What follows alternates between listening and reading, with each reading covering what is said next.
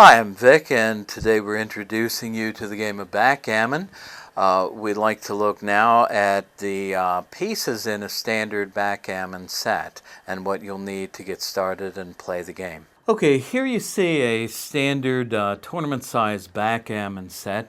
Now, most of you, unless you're going to only play at home, will want to get a set that folds up like this set does. Note the set is divided into two halves or segments, and each half has points in it. There are a total of 24 triangular-shaped points in a backgammon set, and we think of these as divided into 4 quadrants, and we'll talk about this a little bit more later. Basically, each player gets 15 playing pieces. These are referred to sometimes as stones. We're going to most of the time use the term checkers, a nice non-gender term. However, sometimes they're still referred to as men in certain circles. Basically, the dice in a backgammon set, if you look at these, are rounded on the corners, and that's not an accident. In the small space of a backgammon set, they give you a better roll. So unless you have a very old set, your dice are going to be rounded.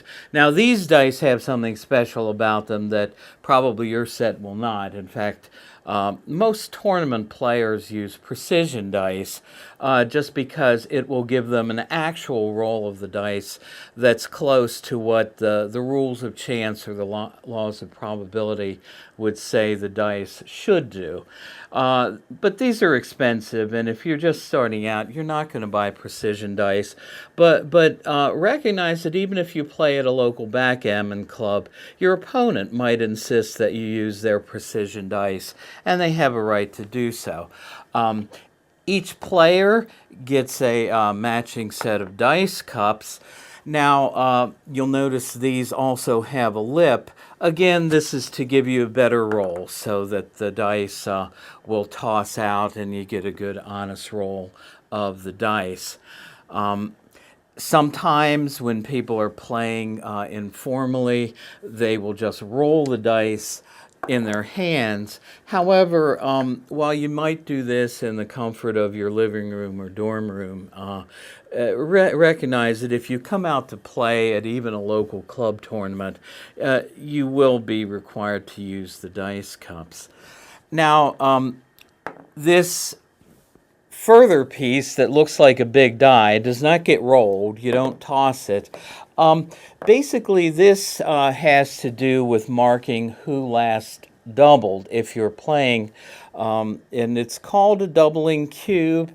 It is an invention that's relatively recent in the history of backgammon, dating back to the late 1920s, somewhere at some club in New York.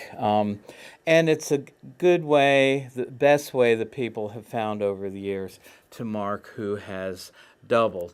So these are the parts to a standard backgammon set. Just one more thing. The set is divided down the middle by an area that we call the bar. And literally, we'll see later when a checker is hit, it is literally placed on the bar. Next, we'll talk about the rules of the game.